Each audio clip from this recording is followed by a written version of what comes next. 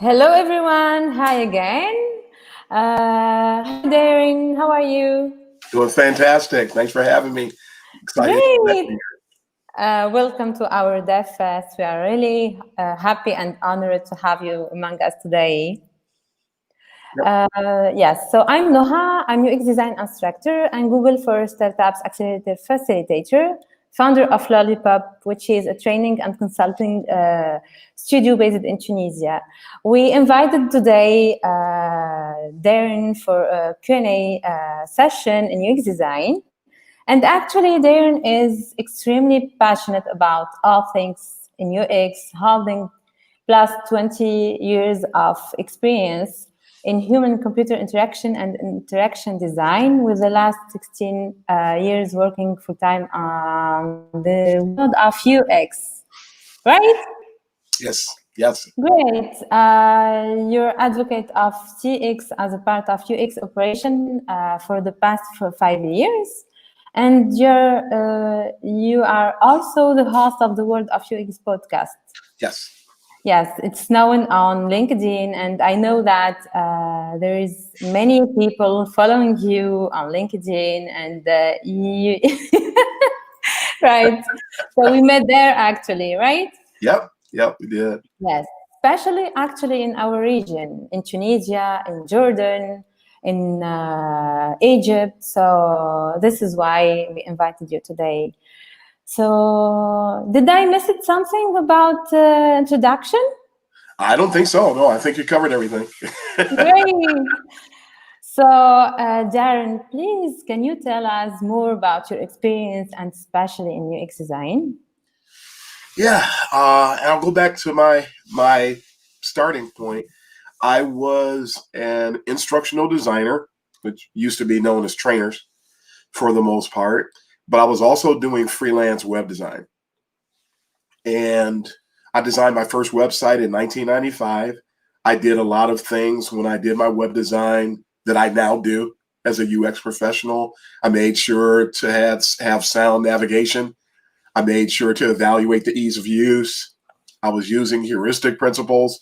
I would conduct usability testing to make sure, but we didn't call it UX until the early 2000s. But I wasn't working in UX full time. I was doing work for OnStar, and I was trying to reassess the direction of my career.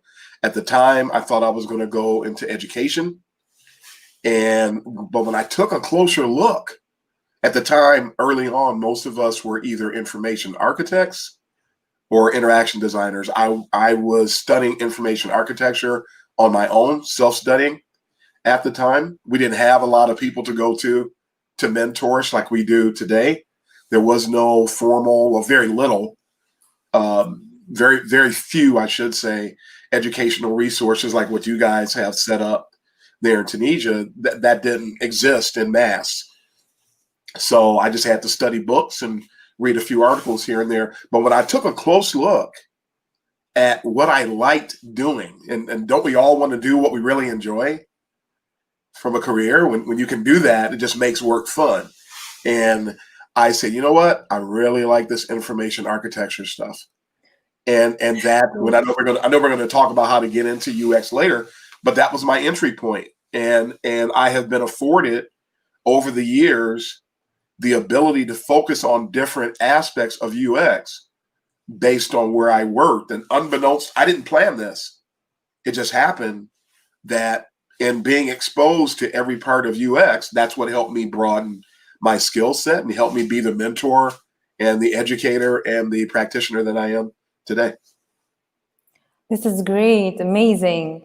So I just want to tell you, and we talked about this in our meeting, that the UX design is a new field in Tunisia, and people are thirsty to learn UX and UI design. Yes. And I usually, when I have training with students and more with some partners, I usually get some questions, and we want to go through this before going to comments on chat. Sure. So yes, participants and students ask me, I want to learn UX design, but I don't know how to start. So how we can start with the UX design? It's interesting when you think about it, because there's so many different inroads. But if I had to, when I'm teaching, I actually teach a UX 101 class at my current employer, and I teach a UX hands-on workshop in Detroit, Michigan, which is where I live. And so that's the starting point for me. It's important for people to properly define what UX is. It's important for people, because UX is such a broad discipline. There's so much that's involved. People don't realize when they say UX that they're saying this. They're not saying this. It's very broad, and there could be, I always refer to the 4 pillars of UX. There's usability and heuristics. There is information architecture. There is UX research, and there's interaction and interface design. I call those the 4 pillars. Now, in my when I'm training people, I expose them to this, because you can't just come in and do this. You have to come in and do this.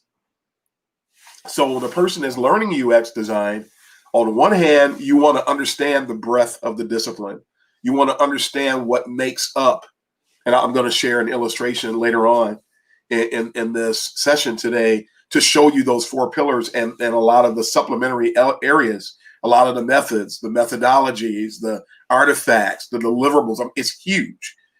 And when you learn this, you can decide where you, from a career perspective, because you have to learn this no matter what. From a career perspective, you want to find an area that will serve as an entry point, and I highly recommend that people find what they have a greater interest in. If you don't have, and you don't have many information architects today, it's almost non-existent, although the practice is still applicable wherever somebody is doing UX. So you won't find necessarily an information architecture position, but you still need to know information architecture. You're not likely to find a usability engineer position today. There are very few of those that come along, but that doesn't mean that you don't need to know something about, that you don't need to know about usability, because it's at the core, like information architecture is at the core of everything that we do. So you're more likely to find entry points as a researcher, as an interface designer. Product designer is popular these days. Unfortunately, a lot of product designer roles, they don't really want UX. So I won't go down that rabbit hole today. Maybe we'll talk about that another time. But you're going to learn in a broad sense, but then you're going to pick something to specialize in and then enter in at that point. That's the best way to do it. So yeah. We'll talk about learning as we go, I'm sure. But yes, great, because I taught everyone that you have to learn the whole process and how you get from without the information and to have a real product finally. And yeah. you know, to learn each step, even you will specialize with something like visual design or user experience or user research. At least you can work with a group in a company. Yes. Yes, great. So my question, the next one, anyone can learn and practice user experience design? What do you think? Anybody can learn it. If there is a genuine, and I say this with uppercase letters, genuine interest. Anybody who wants to, is intrigued by UX, it's always good to get exposed to it as much as you can. Asterisk, there's a problem because there's a lot of misinformation about UX in the wild. And I'll say this, you know how I am already. I like to be on the edge. I'm very raw. I'm going to tell folks exactly like it is. If you're trying to learn about UX, avoid Medium. Because there's a lot of people who, they just write. When you write for a newspaper, what you write has to be reviewed. It has to be vetted out. It has to be approved. It has to be edited, and then it's published. On Medium, people just sit up there and they're just sitting there looking at TV, and then they just decide to write something, and they do, and there's nobody to stop them. So there's information out there that's not accurate. I've seen a ton of, I don't even go to Medium unless I absolutely have to. But so if you're trying to learn it, you always want to make sure that you have solid, trustworthy resources. I give them to my students. I'm a professor at Kent State University. In the USA, I'm a professor at Lawrence Tech. I give my students sound, trustworthy resources to build that UX acumen, to build that knowledge. And then out of knowledge comes skill. As you apply the knowledge, you develop your skill. So that's the pathway. But if you bring about a resource that is not trustworthy, you're going to go down that awkward and incorrect path. And sad to say, a lot of people are in that incorrect path today. And it creates problems for the individual. It creates problems for the organization. It creates problems for the company. So anybody can learn it, yes. If you're chasing after the money that you heard about that's available in UX, you're doing it for the wrong reason. It has to be genuine, which is why I said big uppercase letters. You have to be genuine about your interests. I love UX. You can tell if you love UX by the way, if you leave class or you leave your job and you're still doing UX, you're studying the menu at the restaurant, looking at the usability of the menu, you're studying the end credits of a movie, looking at the fonts they use and things like that. Yeah, you're studying the wayfinding at a local zoo or a park. Yeah, you like it. You like UX. And so it's genuine. And now you can, and the reason why I mention that is that passion is at the very core of what we do. Passion will always drive you in UX. It will always help you to get the job done. It will always help you to take a stand for your recommendations. So that passion, if it's there at the beginning, it can follow you all the way through. But if you're chasing money, if you this is just, I don't know, I think I'll do it. I've seen people get into UX and abandon it 2 years later because they didn't really have a genuine interest. So I say, please be genuine about it. And if that is the case, yes, you can learn UX design. Absolutely. This is great. So designers or developers or even other fields can be UX designer. Yes. Great. Another question that I received also, is UI design different from UX? I don't like the research part in UX design. Yes. So I just want to be a UI designer. Yes, I want to put colors, add shapes, etc. Just this. So what do you think about that? UI design, and now's a good time for me to show the 4 pillars. Great. I'm gonna share my screen. And while I'm working on sharing my screen, I'm going to give you the short answer that, let's see, my first time sharing over here. Let's see if we can get this. Let's see if it'll work, because it's the first time sharing my screen on this device. It's not going to let me do it, I don't think. Yeah, on my Mac. I'm on a Mac, and it's asking me for preferences. So I'm just going to speak to it. I can't do it. Information. User UI, short for user interface, is absolutely different from UX design. I mentioned the 4 pillars.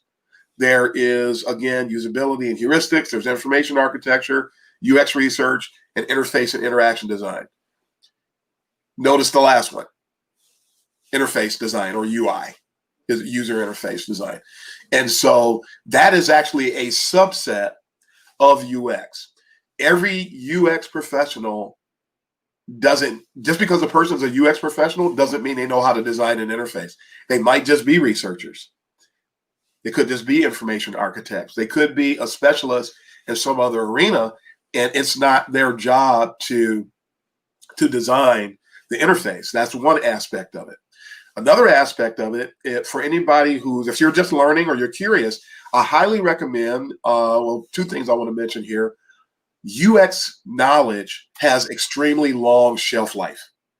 Hence, things that were written 20 years ago still have merit today. It's interesting how that works. And that's why it's important to, as I mentioned earlier, you want to define UX accurately, because one of the things that will afford you is the ability to go and look at old resources and still use them today, and they're still applicable. The reason I mention that is because one of the first people to write about user experience was a man by the name of Jesse James Garrett. And it is critically important that today's UX students learn about the predecessors, the people who laid the foundation for us, what they taught us is still important. It's still accurate. And he wrote a book called The Elements of User Experience.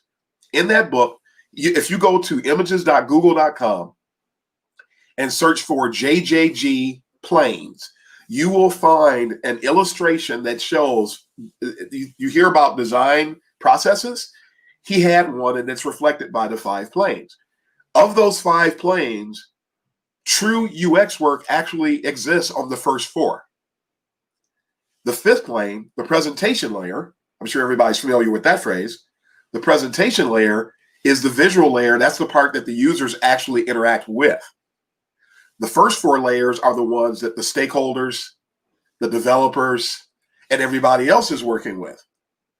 Then the visual designers are the ones who think of a skeleton. The UX designer is responsible for the bones.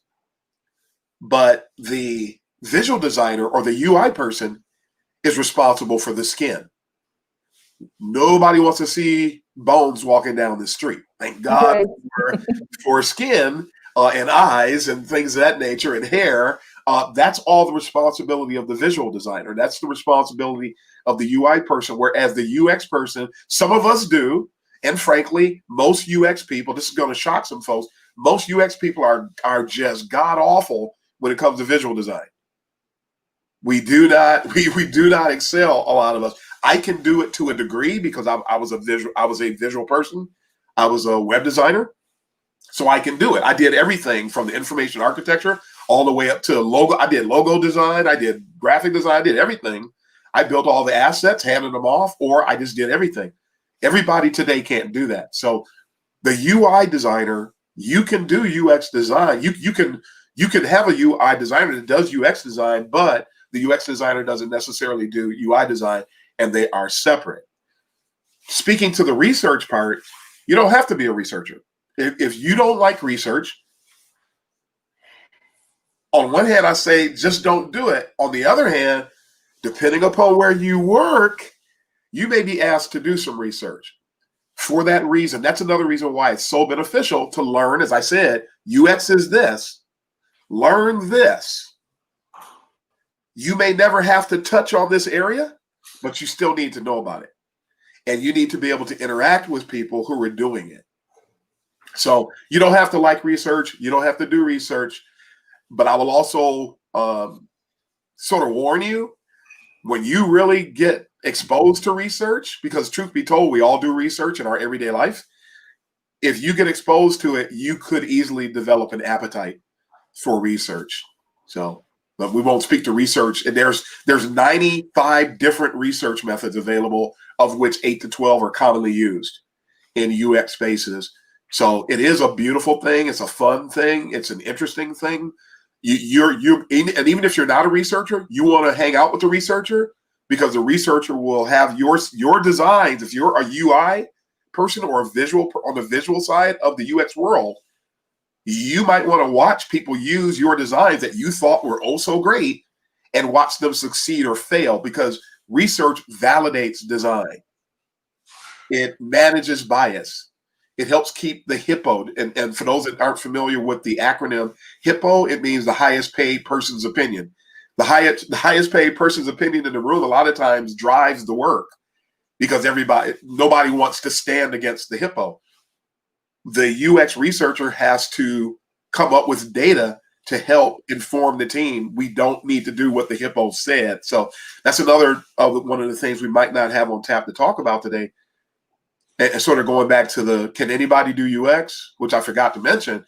Anybody can learn UX, but it does require emotional intelligence. It does require thick skin to do UX. So keep that in mind as well. If you think that everybody's going to do exactly what you say, you're going to have a rude awakening. If you think that your job is to just do what anyone asks you, that's not what UX professionals do. If someone asks us to do something and we know that's not the way to go, it is our job to professionally and diplomatically explain why we should not go in that direction, and then prove it, whether they listen to you or not.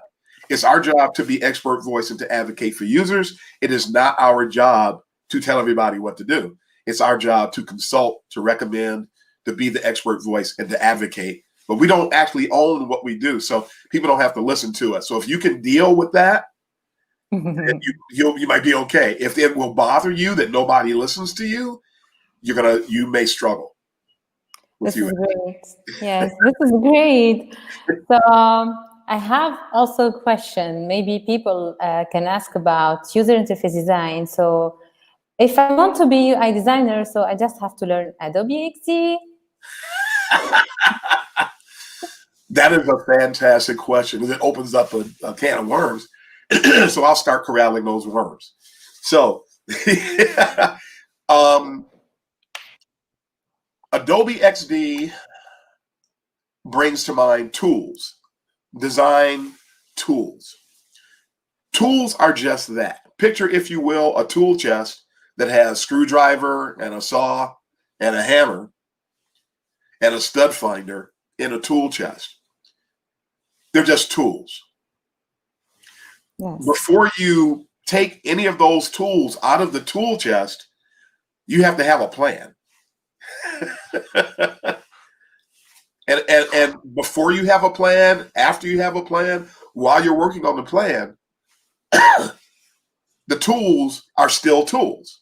They never morph into anything else. Adobe XD, Figma, UX Pen, Axure, InVision, they're all tools. And so I always like to say, somebody teased me when I said this recently, but I say this, they say, oh, you're getting philosophical. And I say this all the time, and I'm going to tell you guys too. The best tool is this. It starts with this. If you don't have a plan, it doesn't matter what tool you have. You're not going to get anything done. We need to know that first and foremost. Now, do you need to learn Adobe XD? Let's remove Adobe XD from this equation, because the question is, if you have and remembering that if you're doing wireframes, which we use to illustrate design without color and low fidelity so we can get buy-in on and design direction for what we're doing, it's an artifact. It's a deliverable.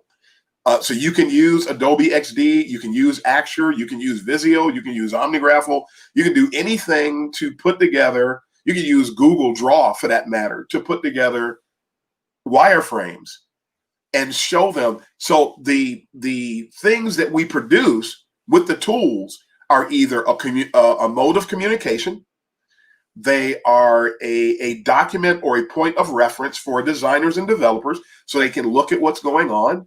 They are a tool to present to stakeholders so you can get buy-in on your recommendations. So let's understand, instead of jumping straight to the tool, let's understand what's happening as we sort of baby step our way from inception to production. That there's a lot of things happening.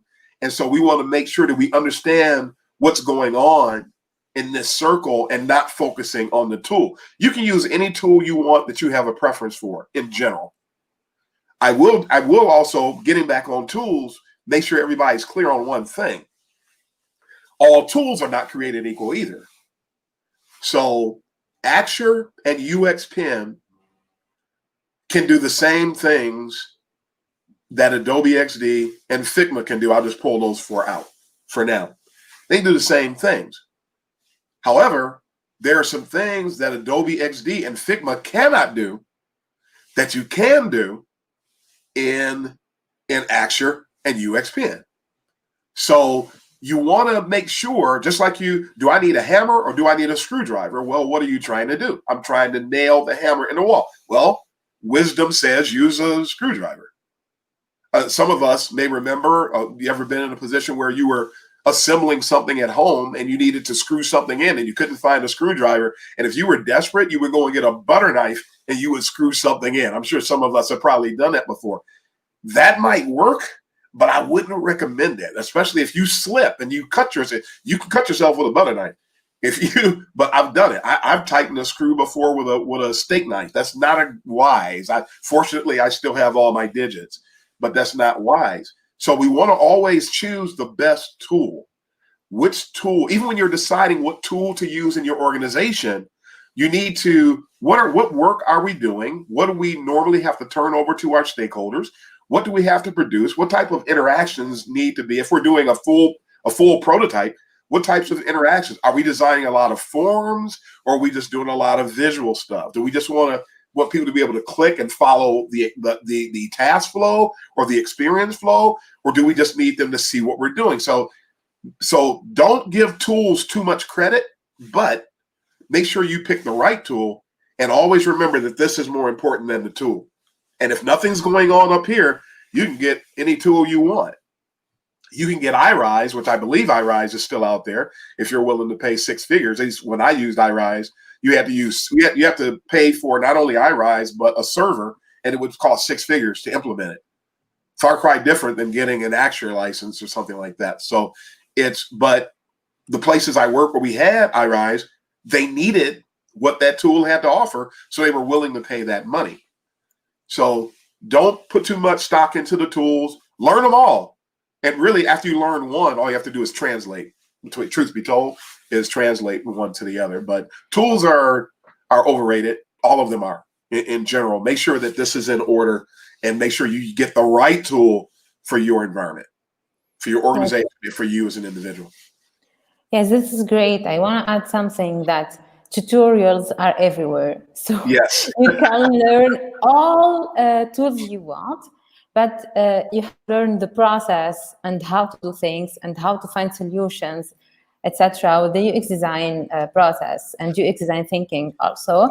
And you can find tutorials everywhere, so to learn how it works. Fantastic point. I mean, just go to YouTube, and everybody has their own channel. Yes. If you subscribe, you get Figma, you subscribe to the Figma channel, there's a whole ton of tutorials.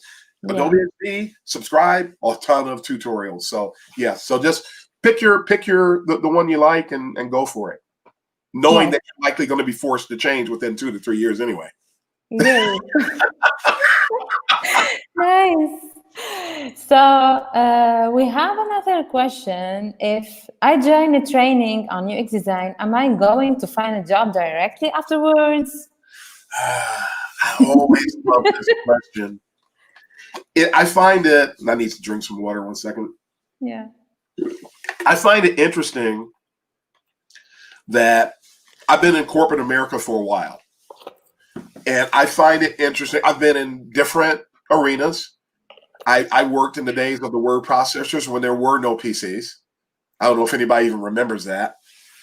I worked in the day of I was a customer service rep for years. When I transitioned out of that arena, I spent X number of years in sales. I've been, as mentioned, an instructional designer. I've been a help desk technician. And I've been a curriculum manager when I was with OnStar.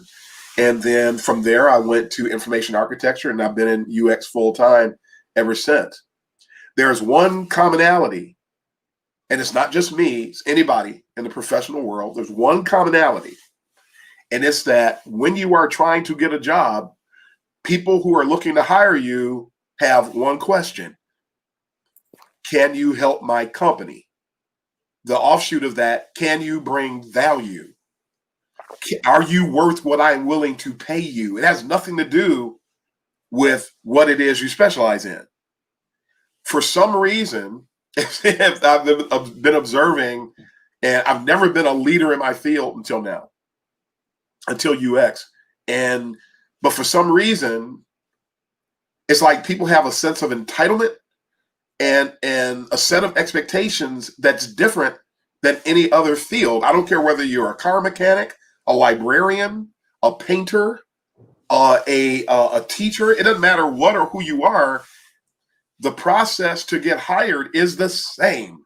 It is exactly the same, no matter what you're doing. But for some reason, people in UX have that, like, we have some kind of magic wand over what it is we're doing. Maybe it's because UX kept popping up on these lists as being the top job for the last few years. It keeps popping up with Forbes and with other publications and organizations. Nobody can promise you that you're going to get a job right away. It all boils down to the same thing as it always did. Are you qualified? Can you bring value? Do you have a good work ethic? Are you going to show up? It all boils down to the same exact stuff. Think about your lowest paying job you ever had. Your lowest paying job you ever had. I worked in a bowling alley when I was a teenager. Do you know that the same qualifications, specifics, and technical stuff aside, the same core requirements that I needed to get that job at the bowling alley are exactly the same as getting a UX job? Although it can be a bit more complicated, of course. I'm not trying to oversimplify it, but I'm trying to illustrate the fact that it's exactly the same. If you go to college and you graduate, nobody guarantees you a job. You get out there and you compete like everybody else. You're now competing with everybody else who's out there looking for a job. Everybody. And I got news for you too. I'm going to throw this in here because I talk to a lot to new UXers. And they're talking about everybody wants experience. Everybody wants experience for everything. It's no different again than anything else. So just go out there, make yourself marketable, keep learning, keep growing. I got news for you too. You're going to have to, after you complete whatever studying you're doing in UX, you have signed on to lifelong learning. You will always be growing and learning because UX is an infinite science. It's not a finite science like programming, where you're bound by you're pretty much constrained by the bounds of the language and the technology. It doesn't change because you got a good idea. In UX, all they have to do is throw a new form factor in there. And if your company is trying to design for a smartwatch, then guess what you have to do? So UX is an infinite science. It changes. If the mental models of the users change, your work changes. All they have to do, boom. All they have to do is change their thought, and so our heads are on a swivel. So make yourself qualified. Come off of these boot camps will tell you, oh, you're guaranteed to get a job. Really? And the thing I was going to say, and I forgot I was going to say this, I've been doing UX full time now for 16 years. I'm not guaranteed a job. How about that for a shocker? And really, because of I've been saying that UX has been under siege since about 2012, and there is really a silent war against senior UX practitioners. So I applied once for a senior product designer role. The job description looked like they looked at my qualifications and wrote the job description. This is right up my alley. This is perfect. I applied. And then you get the standard, the insulting boilerplate, thanks but no thanks letter. We decided to move on with other candidates that match our qualifications better than yours. It almost says that literally, doesn't it? and I'm like, but it's the exact same thing. You said you want what I am. And then I find out sometimes, because I sort of kind of seem to know everybody, at least it seems like it, or I'm, no more than 3 degrees of separation between me and somebody else. So I'll find out sometimes who got the job, and it's somebody who has a 10th, if not a 20th of my qualifications, but they got the job. But you said you wanted a senior. I saw a job for a major global financial company last week. They wanted a VP of user experience, and you had to have 5 years. 5 years of experience to be a VP? Are you kidding me? So so this whole job thing is really weird right now, and we have to say it is what it is. I tell myself that, and then I move on. So make yourself qualified, be good, be worth somebody talking to you, let alone hiring you, and then build from there. And you might apply. I hate to say it, but it's true. You might apply to 50 jobs before you get the one you're looking for, or just get the one. That's just the way it is. So let's just go forward. It's not going to change because you feel you're entitled to it, and nobody owes you anything, and they don't owe me anything either. So this is amazing. You just answered the question, what do we need to get a first job as a UX designer? If you want to add something on that, yes, there go is. ahead. There's a little more. Yeah. Sometimes they say it's, well, and I hate to sort of lead off with this, but it's what came to mind, so I'm going to run with it. It's not about what you know, but it's about who you know. A lot of times that it's important to see if somebody knows something.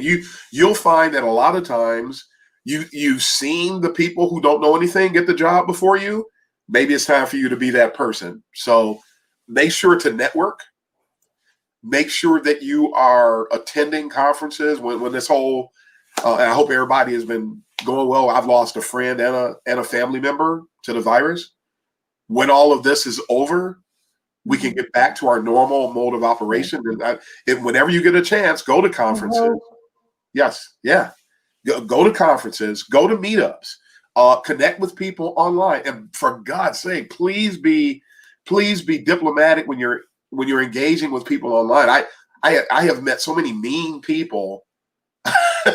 And to me, there's a lot of mean people in UX, which they mean they should not have the job, because you can't be mean and do UX. Truthful, rigid at times, but diplomatic, emotionally intelligent, calm, kind, empathetic. I know some people hate the word empathy. You have to listen to see how some people define it. Don't just jump on people because they use a particular word. Let them tell you what they mean first. But I've come across so many people that just don't have the personality traits. You can't even have a conversation with them. If you don't agree with somebody, ask them what they mean. Get further information and learn how to disagree agreeably instead of taking out pitchforks and going after people on social media. It really, it amazes me that people do this on LinkedIn, which is supposed to be a professional networking resource, but people are willing to put it out there that they're jerks. You just told people you shouldn't be hired. Nobody wants to hire a jerk, even though people do. But the first job, make sure you're qualified. Keep pressing forward. Do not let that one rejection notice stop you. One of the greatest, and people don't, if you look at emotional intelligence, I'm a big emotional intelligence and UX person. I've done talks. If you go to SlideShare, you'll find my decks on it. One of the things that's not even in that presentation, actually, I think it is, being resilient. Being resilient is a trait that will benefit you so much as a UX professional, and you really need it. Isn't that something you should be doing when you're looking for your job? Be resilient. Be somebody that pedal to the metal. I'm not stopping. I'm going to keep going forward. I'm going to keep looking. And when you get that one yes, you're going to forget the 50 no's. I've talked to people that said, I've applied for 150 jobs.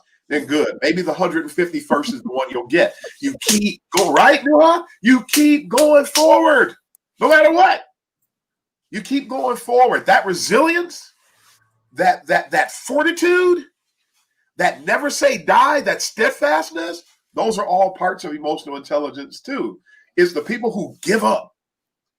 Why give up? And a lot of times people give up right before somebody was about to reach out and offer them something. Don't allow yourself to be a fainter. Don't allow yourself to be somebody that throws up your hands and says, what's the use? There's always the use. Let's go forward. Great. I'm just asking myself about case studies and how we can put our work on our portfolio. What do you think about this? Because the people are asking if they are so important or not for UX designers. What do you think, Darren? This is another question that I absolutely love, because storytelling is a part of UX design. It's a part of this. And a lot of people, if you think UX is this, there's no room in there for storytelling, if you get my drift. It's part of UX. We have to tell stories. You have to tell stories to your stakeholders. You have to tell stories to your team members. You have to learn how to navigate someone and guide someone on a user task flow. That's part of storytelling. When you're letting somebody know, especially if you're going after your first job, people will say, well, you got to have a portfolio. If you haven't done any work, you're not going to have a portfolio. So what are you going to do? So I'm going to kill two birds with one stone. Your portfolio, it is good to have a portfolio, even though portfolios should actually not be a part. I'm going to let everybody know this. They should not be a part of the UX recruiting. It really shouldn't. Portfolios arose out of people who did not understand UX, thinking that UX was just like the visual design jobs, started asking for portfolios from the UXers, just like they did when they dealt with the visual people. Well, if you are a UXer with a portfolio, a properly structured UX portfolio is, as Nouha said, it is case studies. What design problem were you trying to solve? What role did you play? Show me the steps. Show me your rudimentary work. And if you have the final, include the final. But do you know that if a UX person's portfolio has all pretty stuff in it, that person should be disqualified from consideration, because the UX person's portfolio, if done properly, should be filled with ugly stuff. Wireframes, site maps, maybe journey maps, experience maps, task flows, research, personas, the data in a spreadsheet that you use to create the personas. It's a bunch of ugly stuff. But if people don't understand UX, they see a properly structured portfolio and blow the person off, and then they opt for the person with the pretty portfolio who actually knows nothing about UX. That's what I meant when I said earlier that the whole job thing right now, it's all helter-skelter, it's upside down. Because most companies have terrible UX maturity levels. And if they have a terrible UX maturity level, then they don't really know. Part of that means that they don't know how to judge UX talent.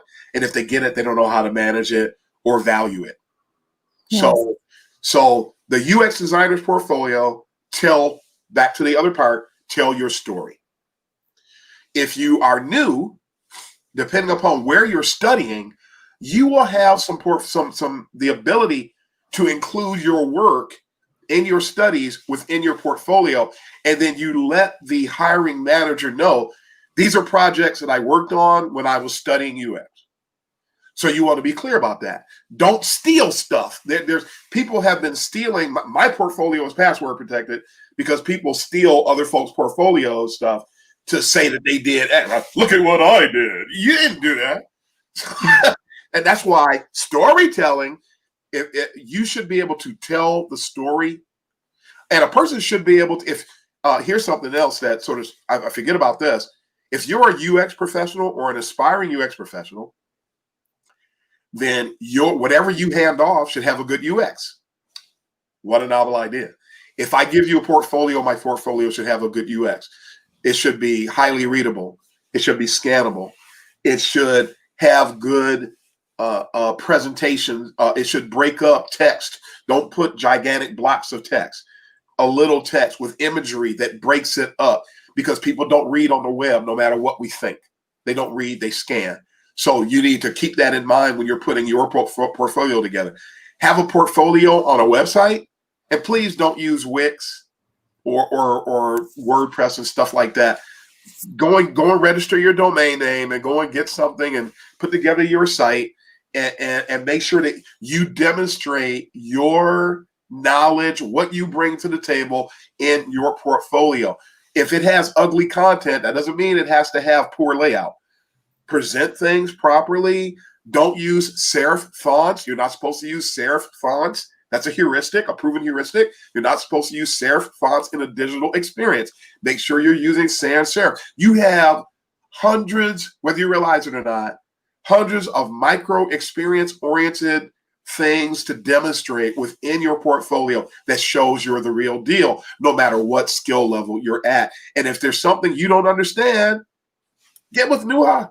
Oh, I got to point this way. Get with Nouha and have her. This is it. The other way. Talk to her, get insights about what can I do better with my portfolio. There's a bunch of people there, and I hate to say this, but it's true. Again, a lot of people in my shoes in the UX community do not give of themselves. I'm shaming everybody, so that's one of the reasons. But some people, they want nothing to do with what I'm saying because I'll tell truth like that. The truth is, there's a lot of people who could give of themselves, and we could have a healthy UX community, but the UX community is under siege, partially because people who have achieved what I've achieved will not share what they have. When you do, and when you can, and it's best when it's done in a broad, I mean, it's better off having a whole session where you talk about portfolios and show good portfolios and give people details, because it's very difficult for us to talk to people one-on-one and help them with the portfolios because there's too many people and we're really busy. So there's just something to do. But get that portfolio together, have a website, and make sure you have one available in PDF as well, because some people want one or the other. You want to be ready for both. Yes, this is great. Yes, this is great and amazing and helpful for our community and everyone. So we are going to get some questions from the chat, actually. There is Olafsen, I think I just spelled right. When I get asked about UX, I usually take it by explaining the cup of coffee without the side holder. Oh, somebody said they can't hear you. It's good. Yes. Okay. So, yeah. So this is it. So they talk about the cup of coffee, and this is nice. Also, we have someone who said Figma for the win. Great. Figma for the win until you need to create a prototype where someone needs to complete a form. If you create a form, there is no way in Figma to create a form that somebody can use. Like you're doing usability testing, you can't interact with their forms. You cannot enter data. You can't click the drop down and have it work. You have to use Axure or UXPen for something like that. Yeah. You can't use XD. You can't use Figma. And those are touted as prototyping tools. And technically they are not, because of those limitations like that. Those are visual design and collaboration tools. I like Figma. I've started using Figma. I started playing around with it. I've enjoyed it. It's fast. I love the extensibility. They have such a huge community and so many add-ons that you can install. But if I need to design a form in Figma, I have to have a workaround where all the data is pre-populated and I just have the person click the button. They can't enter the data that they want. So they're not really getting a real world experience when they're using my Figma prototype. I actually love UXPen. Has been my favorite for years. I just started playing with Figma recently. UXPen is fantastic, but you don't have the extensibility. You don't have the extensibility of Figma. You don't have the same community. Yeah. But it does get the job done. I've liked Axure. I used to use Axure.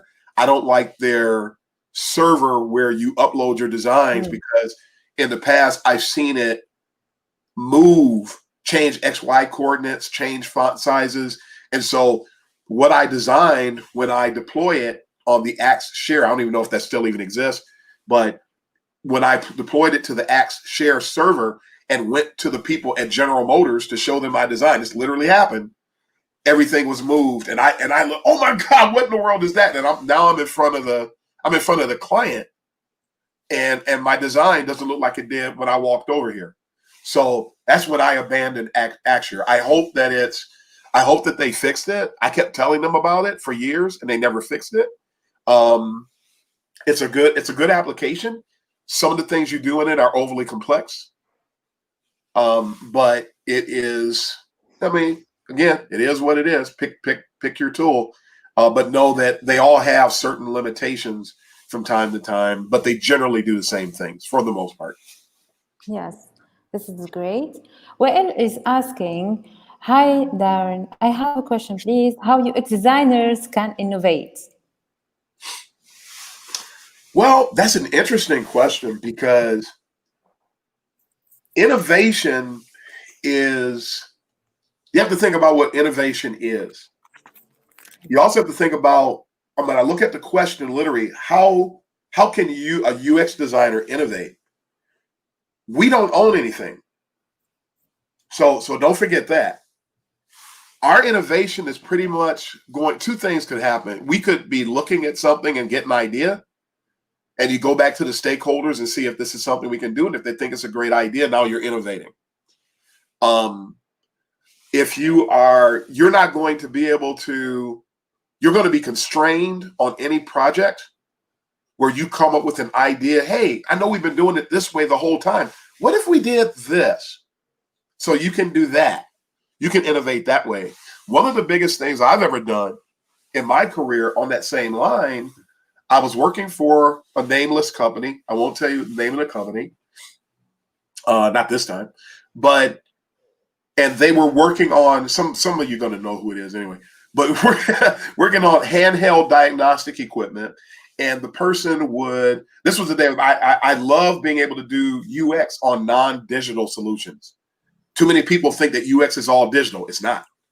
And so we were working on a handheld diagnostic tool. And I would go and spend time doing here's UX research, doing an ethnographic study at the garage where the people were working on repairing the vehicles, watching people work. And so you see somebody with this handheld diagnostic tool, he looks at it, he connects it to the car, he gets a reading, he puts it down, he runs around the car, he does something else, then he comes all the way back over here, and then maybe he has a cart, and sometimes he's wheeling the cart around the vehicle. But when he's wheeling this around, whether he's wheeling it around the vehicle or leaving it on the counter, the challenge was, and what I noticed in watching him work, is that charge is steadily reducing. So I said, what if? Here's your innovation. Nobody thought about this, I did. What if the person has a docking station? Now, you have docking stations with other stuff, right? Well, we didn't have a docking station with this product. Why didn't we have a docking station? That's my question. What if there's a docking station where when the person is wheeling around, he has the device in the docking station and he can still get his readings? He doesn't even have to hold it. He can just look at it on the cart, see what he needs. He still maintains the charge. So when the time come that he needs to take it out, he can do that, no problems. And so I was able to innovate with that. They actually filed a patent. I won't tell you the horror story associated with what happened with that, but the company filed a patent on that idea. So I was allowed to innovate, and it came out of doing the other UX work, doing the ethnographic study, spending time with the users, engaging in conversation. And that part doesn't even get a name in UX research, where you're just sitting around eating dinner. What is that, an interview? No, that's not an interview. We're just having a conversation. So in my developing relationship with the users and watching them work, I saw an opportunity. And that's what innovation is. It's an opportunity to expand your horizons and break the mold and forget about, we've always done it like this. Let's do something else. And I think this is viable. And this is why I think it's viable. And it works. So if we do our regular UX work and our head is on a swivel anyway, we will find ideas. We will come up with solutions and we can present them. Sometimes they'll be received. I'm about to tell you a little bit about the horror story. Sometimes they'll be received, sometimes they won't, and sometimes they might even steal your ideas and not let you get paid for coming up with something they filed a patent on. But that's just the way that it goes. Yes, that was terrible. Yeah, it happens. Yes, this is great, actually, Darren. And if you want, we can take one more question, and later we go to some advices if you have some. Okay. Yeah. So Yes. actually there is a question about how to know that I'm worthy. How to know that I'm worthy. Means as UX designer, and maybe we can give some advices. I love it. This was the other visual that I was going to show that my Mac won't let me show. If you look, I'm going to share this again later. I actually have the World of UX has a page on LinkedIn. You can follow me there. I'm going to put this out there so you can see it. I call this, and I shared this in my talk with the UX Talks folks in I believe it was in Mumbai. I did a talk in Mumbai about a month ago, and I referred to something as the UX cycle of excellence, because Thorvald's question makes me think about, I see a lot of people talking about having imposter syndrome. Imposter syndrome, when a person says, I know a lot of people not going to like this, but you're going to have to deal with it anyway. When a person has imposter syndrome, you're basically saying several things. One is you're not taking a realistic look at who you are. You may not be, it depends upon, because there's a lot of different situations where this comes up. You're not facing realities. You're not being truthful with yourself. I see people talking about imposter syndrome, and I'm not going to empathize. I refuse to empathize, because there's a way out. If you're in UX, you are a solutions-driven individual. If you are a solutions-driven individual and you say that you have imposter syndrome, you are waving the white flag and saying that you are not embracing your solution to that issue. Are people facing imposter syndrome? Absolutely. But what are you going to do about it? Nobody. You don't have time to have imposter syndrome. Your stakeholders don't have time for you to have imposter syndrome. Your kids, your spouse, nobody has time for you to have imposter syndrome. So this is my challenge. Everybody, I have something I came up with recently. I call it the UX cycle of excellence. It doesn't just apply to UX. It actually applies to everything. It's 7 steps. And I'm going to give them, I have it on the screen over here. So I keep looking away. I'm not looking at my cat. I'm looking at this image. So, step 1, properly define the discipline. I mentioned that earlier. A lot of people who have imposter syndrome have not properly defined the discipline. I know a lot of them. They keep trying to say that UX is something that it's not. Talked to somebody recently and I said, hey, we were in a meeting and said, what do you, if somebody was to ask you to define user experience, how would you define it? And the person gave a textbook definition of design thinking, which, by the way, is not user experience. And design thinking is not even what it was intended to be initially. And now it's a crowdsourced design thing. It can benefit, but as soon as you remove the users, you're not doing UX anymore. And a lot of design thinking efforts blow off the users, or they claim they know their users. There's another phrase for that. It's called genius design. So let's do real user experience with real data and blow off all of these weak and beggarly things that keep popping up all over the place. So make sure you properly define what UX is. And I'm not going to define that today. I'm just going to give you the 7 steps. Embrace, number 2, embrace UX's foundational tenets.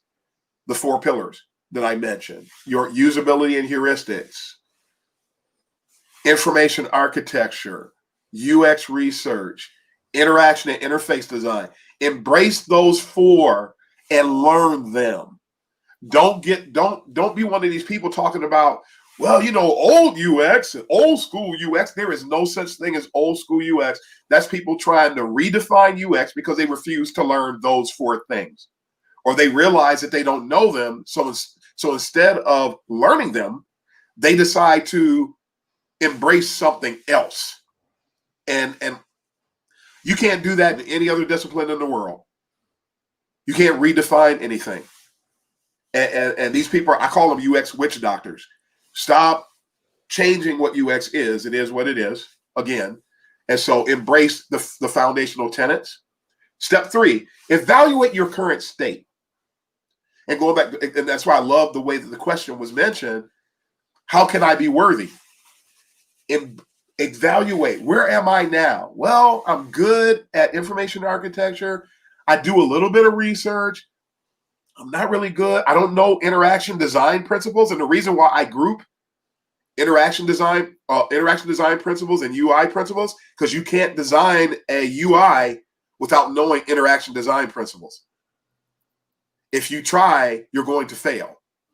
Oh yeah, the browser will show it. That's because the browser interprets code, and the browser's not going to say, you know what, this is some terrible code, dude. The browser's not going to say that. It's just going to interpret your code. It's not going to critique it. So you have to learn. I have to be committed to critiquing myself accurately and honestly.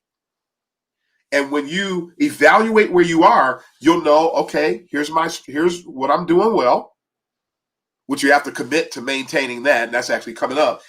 I'm not so good at these things. That doesn't mean that you don't get a paycheck. That doesn't mean that you lose your job. It just means that now I know where I am. And now I know my development points. I mean, it's just honest stuff we learn when we're 5. So go evaluate your current state. Step 4, identify your knowledge and skill gaps. So building on that step, what do I need to know? What do I need to learn how to do? What do I need to become better at? Me personally, I would love more opportunities to do journey mapping. There have been scenarios where they would work, but the timeline that we're working in, and by the way, it's very difficult to do a journey map if you're working in Agile. Experience maps at best, journey mapping, too in-depth, too much going on, where you could put it together, but it can't exist inside the sprint. It can't be a to-do item within the sprint. It just won't work, but I'd like to do more. So I don't have a lot of formal experience doing journey mapping, not because I don't know, but because the opportunities don't present themselves. And we're all constrained the same way. Maybe we don't have the opportunities in our jobs don't allow us to do something. So don't take that. This is how some people end up with imposter syndrome. Your job doesn't afford you the opportunity to do X. And then you turn around and make yourself to blame. Nobody's to blame. Just make it something that you're going to grow in. But that doesn't mean that you're less of a UXer. So some people are too hard on themselves. They're too sensitive. They're overthinking things. Don't do that to yourself. That's why I like this UX cycle of excellence, because it's basic and it challenges you and you just go forward. But it's not trying to condemn you because you don't know something that you can just go learn. It's not a big deal. Step 5, build towards excellence. So you face all those things. And the reason why this is a step by itself is because it can take time. That you have to build toward, keep doing the things to get better. You can practice certain things when it doesn't have to do with your job. If I can't do certain things at work, I can do exercises where I get to practice it. I mean, that's what I'm going to do for the journey mapping. If this happens, I'm going to sign up for a Custalets account. I'm going to do different things. I would like to create them journey mapping on my own. But if I can't do it with Custalets or do it on my own, I'll flip-flop it, whatever. I am going to achieve what I'm lacking. I am going to build that. We all have to commit to that. Step 6, speaking of commitment, commit to personal excellence. People struggle because they don't commit to excellence. They don't commit to excellence. I see people skating around excellence. They want to do anything but being excellent. I made a statement one day when I worked for a company. I said that not only was I responsible for managing, I worked for Bosch. I will tell you this one. I worked for Bosch at the time, in their automotive aftermarket division. They said we had the best run division of Bosch, of UX at Bosch, at all 385,000 employees at the time. They said we had the best run UX group that I was over. Very proud of that. I told the person, I said, I was in a talk about maturity levels. And I said that not only was I responsible for the division's maturity level, I actually assigned maturity levels to projects. I assigned maturity levels to stakeholders. I assigned maturity levels to even people if they weren't stakeholders. I assigned a UX maturity level to everybody, and I found that helped me navigate the waters. That's why we had the best run division, because of that strategy. And I told this to somebody one day, and they said, "Huh, that sounds like a lot of work." I went, last I heard, we're at work. And even though at that company they had pinball machines and all other kind of things for people to play, like act like they were kids half the day, we're here to work. We get paid to work. Why are you complaining about work? That does not compute.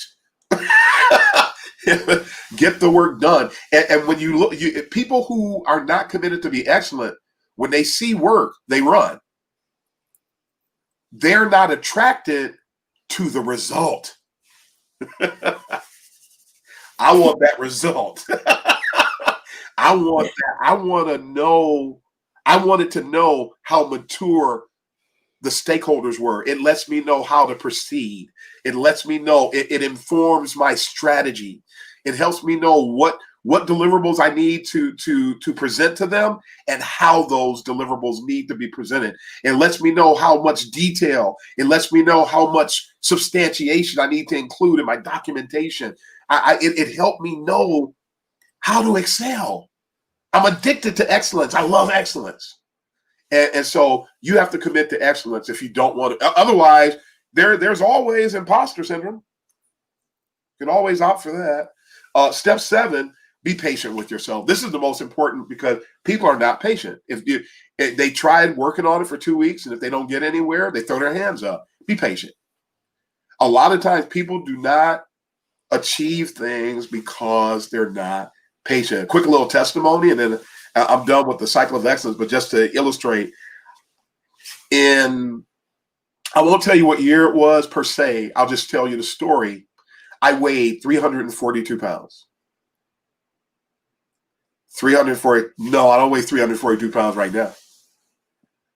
But one of the biggest, a lot of people, I need to lose weight, especially now during the pandemic. How much weight did you gain during the pandemic? But I'm happy to say that I've lost weight during the pandemic, even now. I put on some weight. I got sick a couple years ago. I put on some weight, and I'm losing that weight back. And I've lost 13, 14 pounds during the pandemic. But the thing is, we always run into somebody who's trying to lose weight or talking about losing weight. And yes, this is relevant. The most important thing for losing weight is not the diet that you're on or the exercise. It's your internal makeup. So if you're not patient, you'll never lose the weight.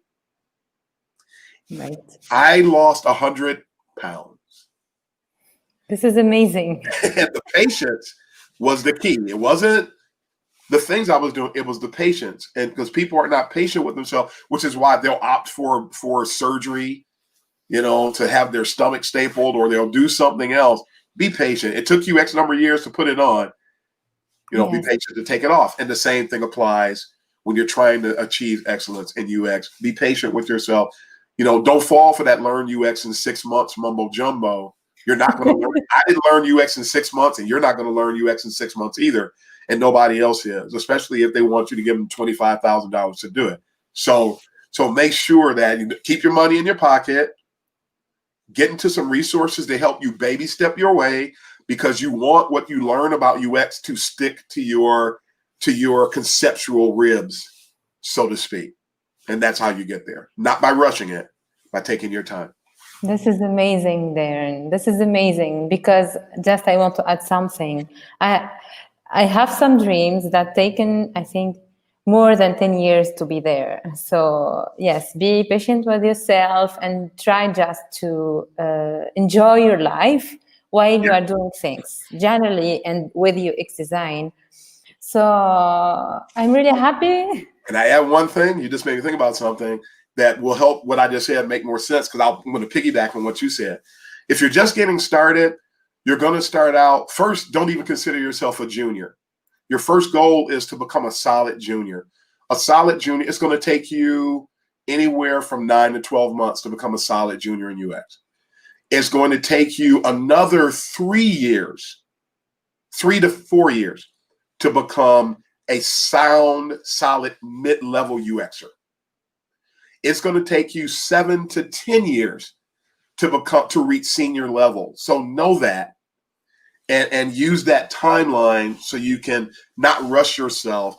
These people who they become seniors in 3 years, they're not seniors. Their job, check their job, they probably don't know. They have a low UX maturity level, and they're approving anybody for anything. Like the 5 years and the thing I talked about earlier, 5 years and you can be a VP. That shouldn't be the case. Something's wrong. And those people like that, they'll blow me off. Even though I'm a VP, I've already got VP acumen, but they don't want to pay you anyway. So there's that thing too. So be patient with yourself. Make sure you have a good, solid timeline. Commit to that timeline and go forward. Don't be fooled by the things you're seeing out here, because a lot of what you see, it's not accurate. It doesn't hold water at all. Yes.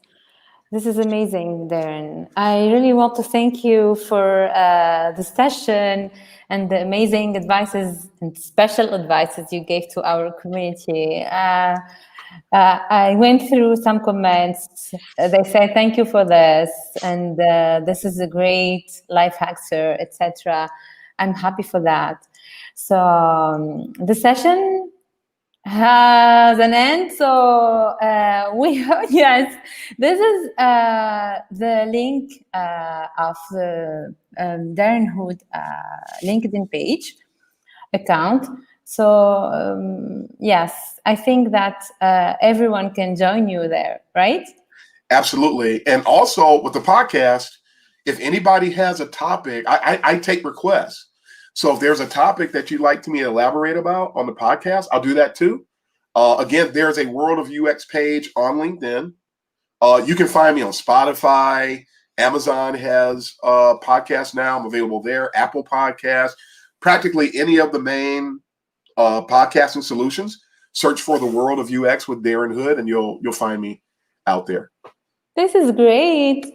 So thanks again, and we will meet again for sure. Yeah, absolutely. And thank you for having me. I always love talking about UX, and I love helping people grow and build their skill and knowledge in UX. So congratulations to all you that are just getting started in UX.